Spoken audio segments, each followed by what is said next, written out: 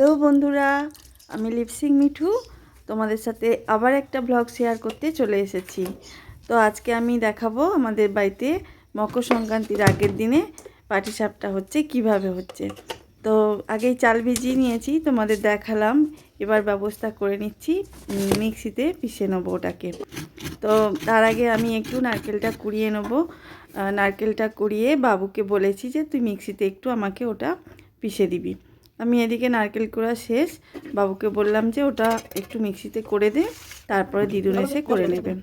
তো ও মিক্সিতে বসে গেছে। মেশিনের আওয়াজটা দিলাম না, মিক্সির আওয়াজটা, কারণ অসুবিধা আছে, হতেও পারে। তো আমি ওই সব কিছু জানি না, তো তাই জন্য দিলাম না আওয়াজটা, একদম করে দিলাম, মিউট করে দিলাম। তো মা এসে গেছে, মা বললো আমি নারকেলটা বসিয়ে দিই ভালো করে করে। ওতে একটু দুধ দিয়েছে আর একটু গুড় আর বাতাসা দিয়ে নারকেলটাকে ভালো করে ছাই মেরে নিচ্ছে। তো তারপরে মা গুলিয়ে নিয়েছে ওটাকে। আমি খুব একটা হাত লাগাইনি, শুধুমাত্র নারকেলটা গুলিয়ে দিয়েছি। তারপরে যা কিছু করেছে সবই মাই করেছে।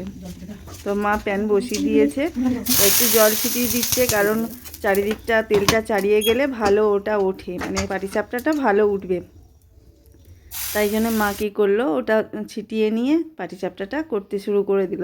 দেখো মা কত সুন্দর করছে, আর খুব সুন্দর উঠেও যায়। ওই যে একটু তেলটাকে জলের মধ্যে একটু ছিটিয়ে নিলে ভালো করে উঠে যায়। এরকম করে মা পরপর অনেকগুলো করে ফেললো। তো আমি দেখতে থাকলাম, আমার খুব ভালো লাগছিলো দেখতে, আর আমার পাটিসাপটা খেতে দারুণ ভালো লাগে। তোমাদেরও নিশ্চয়ই খুব ভালো লাগে। আজকাল পাটিসাপটা খেতে ভালো লাগে, আমাকে কমেন্টে জানিও। টাটা।